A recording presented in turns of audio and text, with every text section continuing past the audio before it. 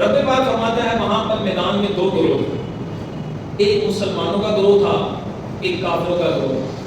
اور جو اہل ایمان تھے وہ کوئی مال و متاع اکٹھا کرنے کے لیے نہیں، مال و دولت جمع کرنے کے لیے نہیں، عزت اور منصب حاصل کرنے کے لیے نہیں، ان کا مقصد کیا تھا؟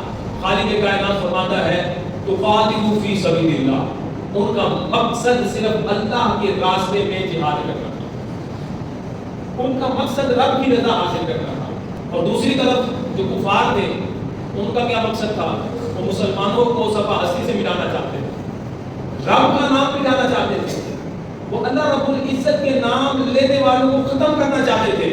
کہ یہ ہوا کہ اللہ کی مدد تشریف لے آئی، اللہ کی مدد شامل حال ہوئی، رب کی مدد آئی۔ بظاہر وہ مسلمان جو کمزور نظر آ رہے تھے، اللہ رب العزت نے ان کی مدد فرما کر ان کو کامیابی و کامرانی نصیب فرمائی۔